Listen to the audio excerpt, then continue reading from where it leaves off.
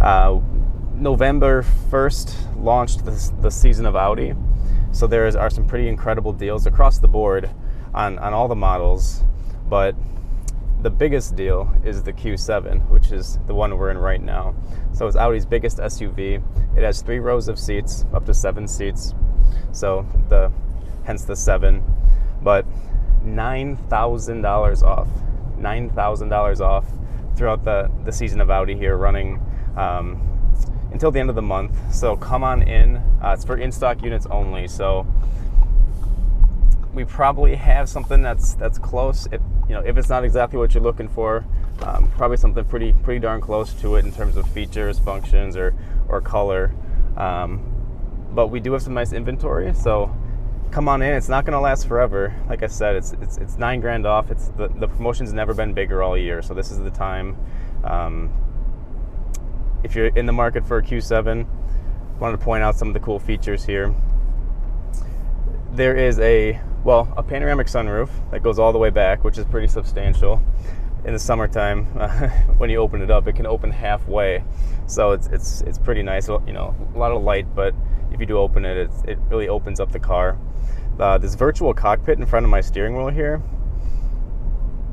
they have made it optional to have this digital dashboard instead of your standard rotary dials. You can make your dials bigger or smaller. You can even change what information is presented there. So you can have your trip computer, your phone, radio.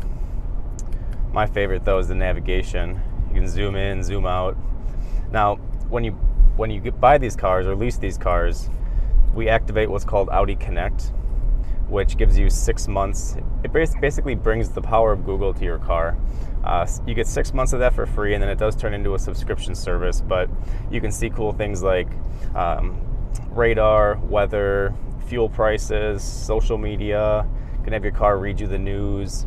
But the coolest part is it changes this 2-dimensional map into like Google satellite imagery. So you're driving down actual roads as if you're looking at them yourself. So it's a nice feature, especially when you're driving through cities. You can see all the buildings and the road and see traffic patterns, points, all that.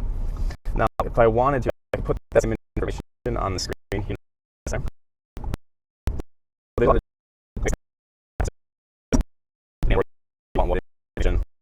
So I could have my radio up front here as well, or like I said, navigation, computer, all that fun stuff. Or speed. If you have a destination set in the navigation, it'll show you turn-by-turn directions on your windshield. It'll be displaying this in full color. So it's kind of cool. Nobody else in the car can see it, but the driver can see it. It keeps you on your feet. If you have your adaptive cruise control on, your car is watching all the different road signs, and the cameras on the car are actually picking up all the different road signs, whether it's a speed limit or a work zone or a school zone, stuff like that. And your car will automatically change your speed up or down to the correct speed limit, if the speed limit changes. So there's just a lot of behind the scenes stuff going on here, as well as lane assist, lane keeping functionality. You can have it vibrate your steering wheel or not. Some people don't like that sensation. Or you can even set the degree of the lane assist. The way I like to describe it is there's 2 different types, what they call early and late, for the lane assist functionality. The early function that your car will do everything it can just to keep you smack dab right in the middle of the lane at all times. Or if you're like me and you don't like the car having that much control, you can set it to what they call late, and it'll be more of a bumper bowling effect. So if your car does get towards one of the lane lines, it'll nudge you back in the right direction. So that's kind of a nice feature. I think a lot of these driver assistance functions can be a blessing and a curse, but hopefully more blessing than a curse. I'm glad the snow finally went away here. It was icy all around Zimbrick this morning. We had a few accidents, so it's nice to see that finally clear up. But this little trackpad down here, I wanted to point out, this pad controls this center screen here. So the screen itself isn't touchscreen, which I actually like because you're not getting your fingerprints all over it. But this pad down here is touchscreen. So between using this knob and then pressing on the buttons, that's how you control the screen up there. They've made it very intuitive.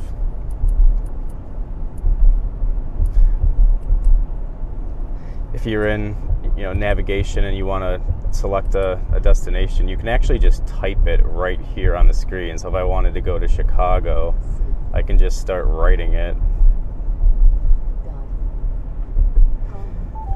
and it'll actually show up here on the screen. So again, there's like 3 or 4 ways to do everything in these cars. Now, I could have had my phone hooked up and I could be using Apple CarPlay or Android Auto, and I could select a destination on my phone and hit start, and it'll shoot it right to my car, which is the way I prefer to do it, because I'm, like most people these days, I think, they're just more comfortable with their phones than they are their cars. So if you didn't have your phone, you could still, type in here on the pad destinations.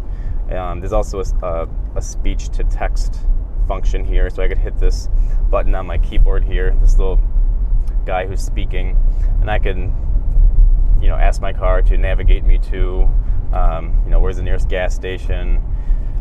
With the Audi Connect that I referenced earlier, it brings the power of Google to your car. It makes your car a lot smarter, so you can have more of a an informal conversation with your car. You could say things like, show me 3-star steak restaurants within 10 miles, and it'll actually pull up information just as if you were Googling it. So again, that's part of the Audi Connect functionality. You get 6 months of that complimentary, and then if you find value in it, then it becomes a subscription service after that for as cheap as about $17-20 a month if you sign on for a long time. But between that and the satellite imagery, I think that's enough for me to always have that Audi Connect subscription. Plus, if you absolutely wreck yourself and get in an accident, the Audi Connect will automatically send help. If your airbags deploy, or if you get into an accident, they'll try to talk to you. If you don't answer, they're going to assume that you're knocked out or need help, and they'll send help immediately. So there's a lot of cool safety features that these cars have built in, and hopefully you never have to utilize half of them, but they're definitely there. But yeah, I just wanted to do a quick update here again to summarize. Across the board, some pretty spectacular savings as part of the season of Audi here, which launched a few days back in November 1st here. The promotions will probably run through the end of the year. For certain, they're running until the end of the month. So inventory is being bought up though, so you don't want to wait until the last second, especially if you want a certain trim level or color combination. Leather is standard in the Q7. Front seats are always heated. If you're like me and you want to add the cold weather package, is what we call it, you get a heated steering wheel, which is nice, especially for days like today, and then heated rear seats and all-weather floor mats. So that's pretty essential if you're living in Wisconsin and you want to stay warm during the winter. And lastly, we're just pulling back into the dealership here, but these Q7s just dominate the snow. Between the Quattro all-wheel drive system and just the fact that these cars are so sturdy and they hug the road so well, you really feel like make sure I'm not hitting any cars as I pull in here. You really feel like you're not skating around on ice.